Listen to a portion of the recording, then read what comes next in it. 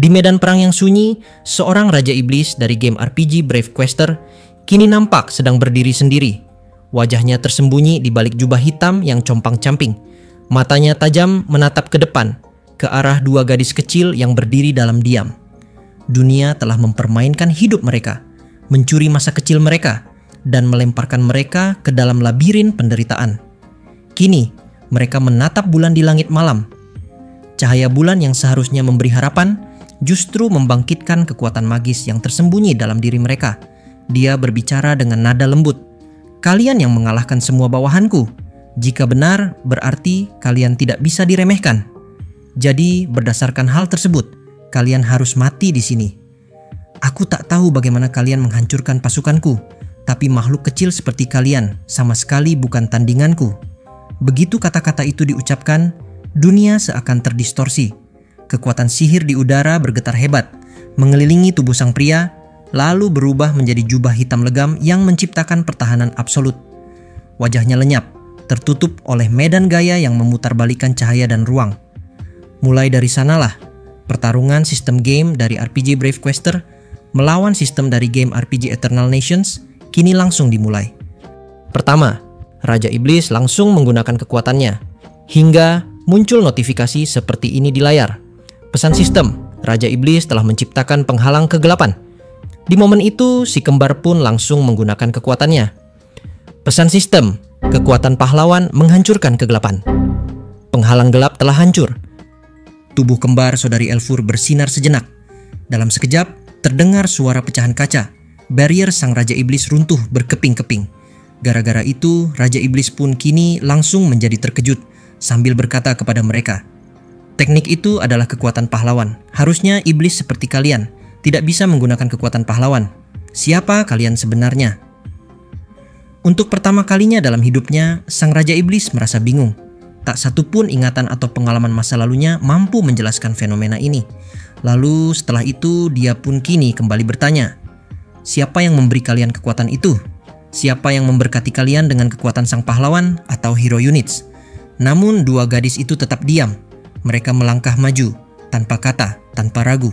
Mereka mungkin tak mengerti, atau mungkin memang tak ingin menjawab. Sang Raja Iblis tertawa kecil, mengingat sang pahlawan di masa lalu juga seseorang yang pendiam. "Yah, tak masalah. Aku harus tetap menghancurkan segalanya, karena itulah perjanjiannya." Perubahan pun dimulai. Pria berjubah hitam itu berubah, bukan hanya sikapnya, tapi juga tubuhnya. Jubahnya robek. Tubuhnya membesar, membengkak hingga setinggi rumah besar.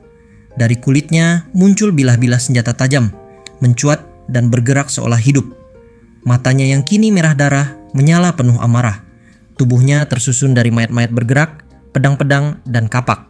Bahkan armornya terbentuk dari perisai dan zirah yang saling terkait.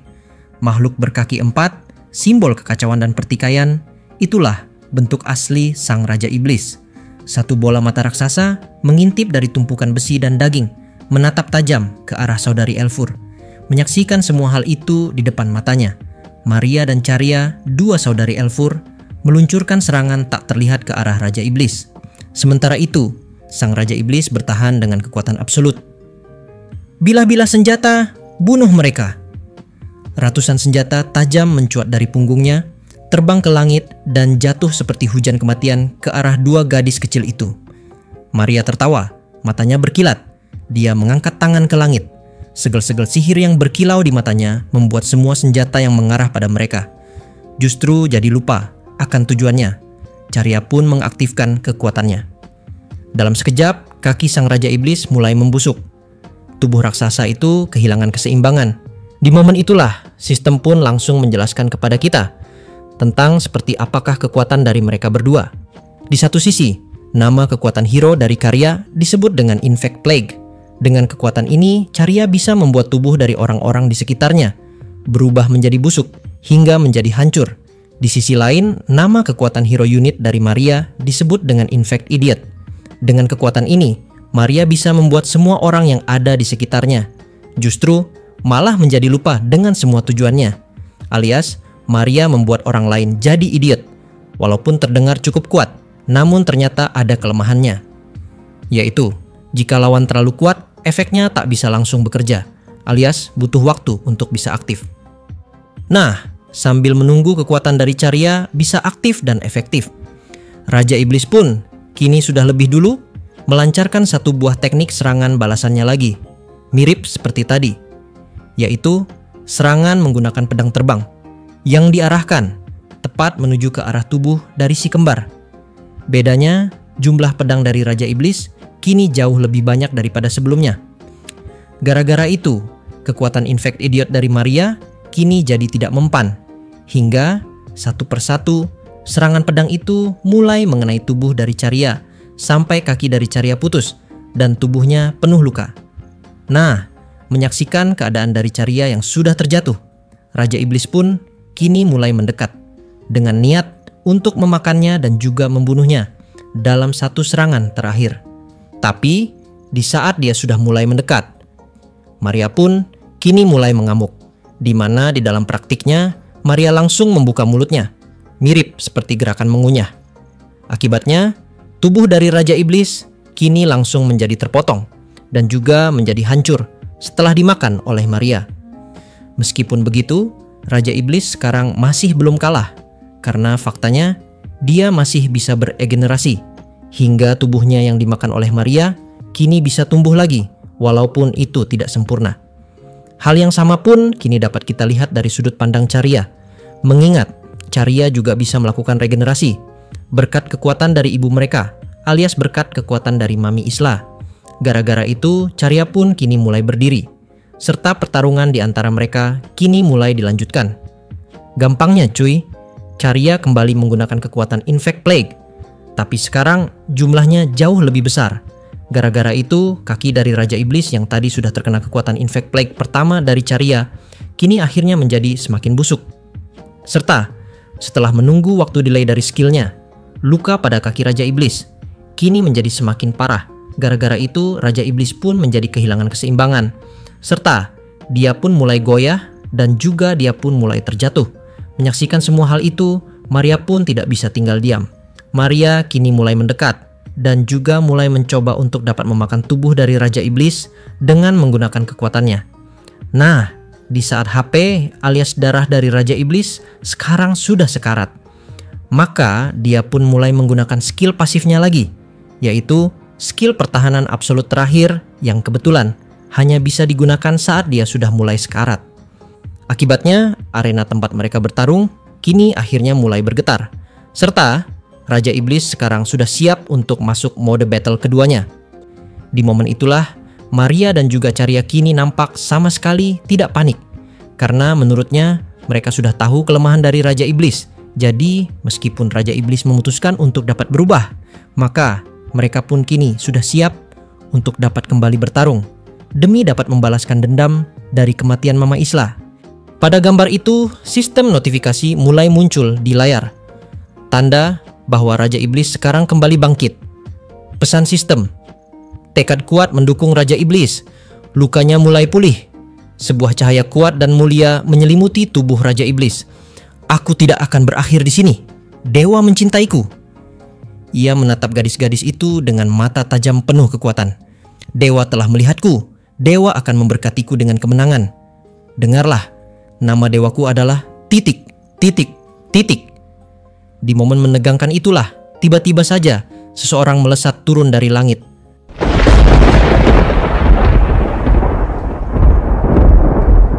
Bukan saudari Elfur, bukan pula Raja Iblis, tapi pihak ketiga yang sama sekali tak diundang.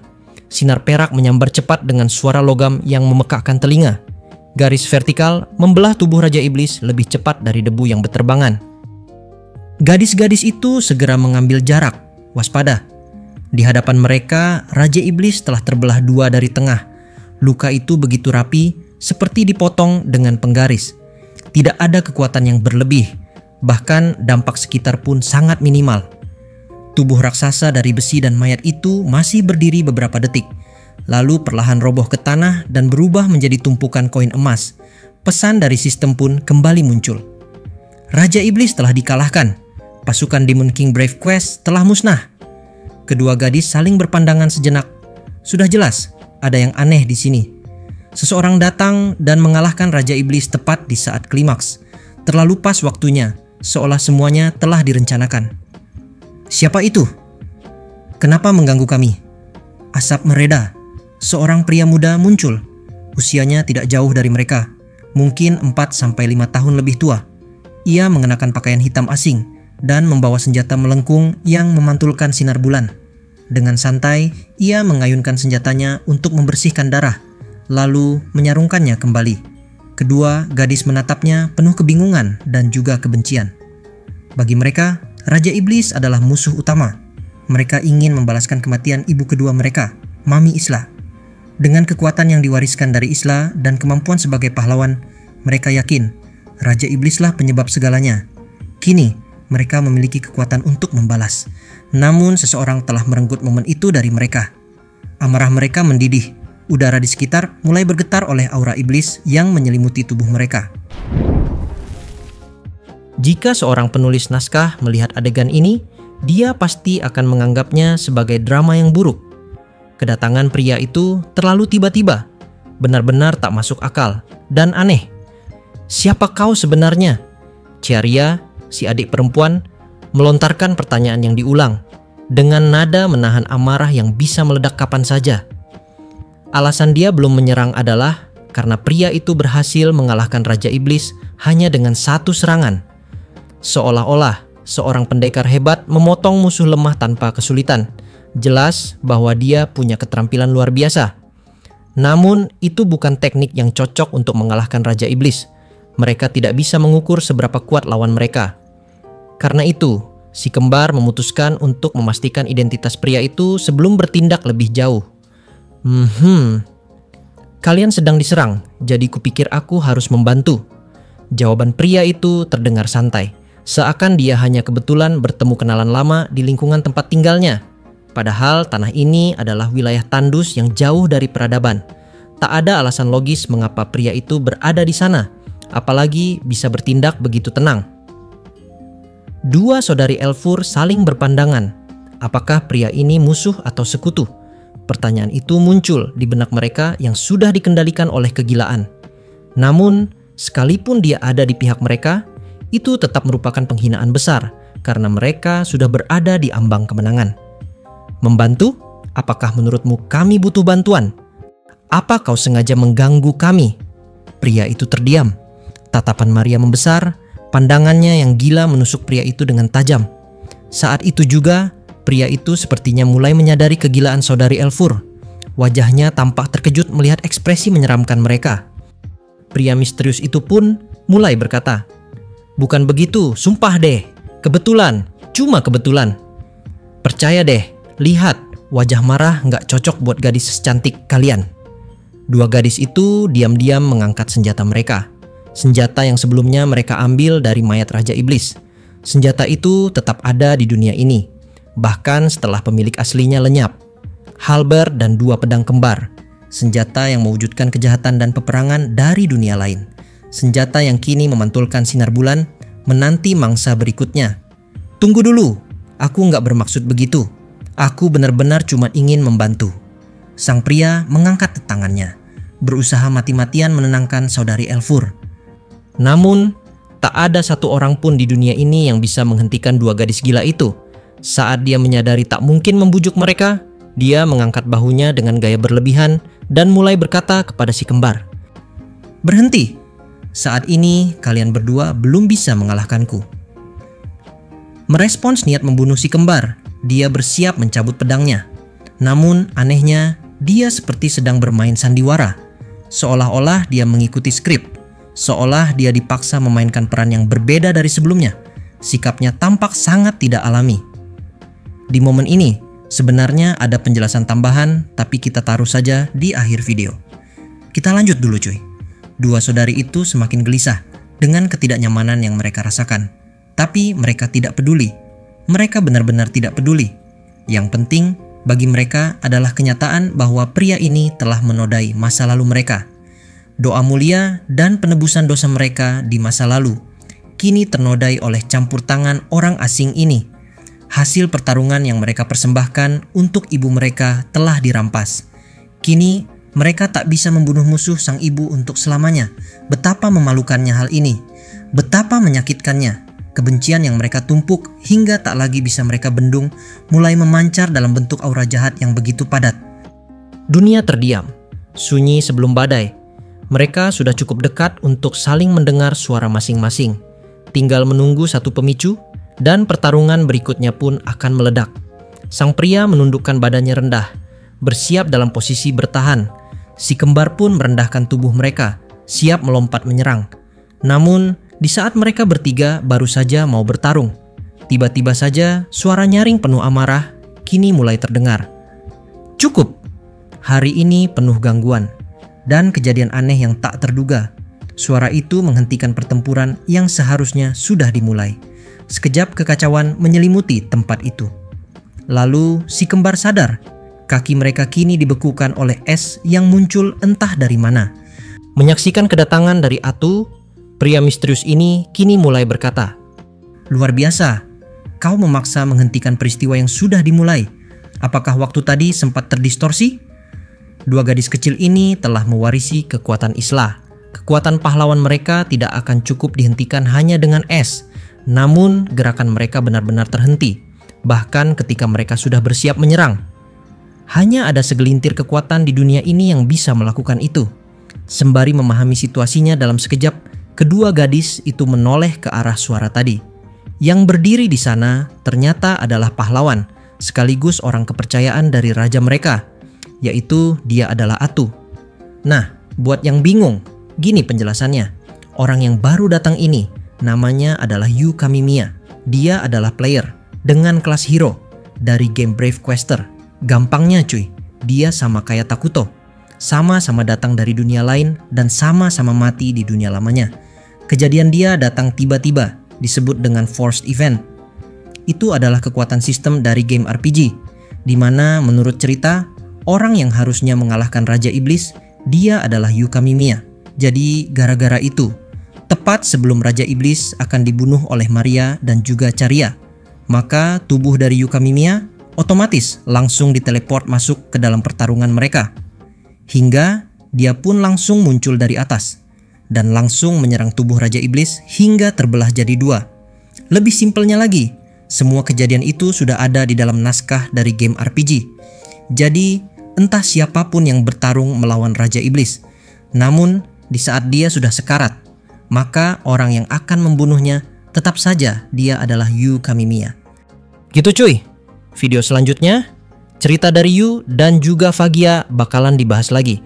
Jadi, buat kalian yang penasaran dengan cerita dari dua player itu, maka nantikan terus ya update video yang berikutnya. Terima kasih banyak yang sudah simak video ini sampai habis, dan salam baku hantam.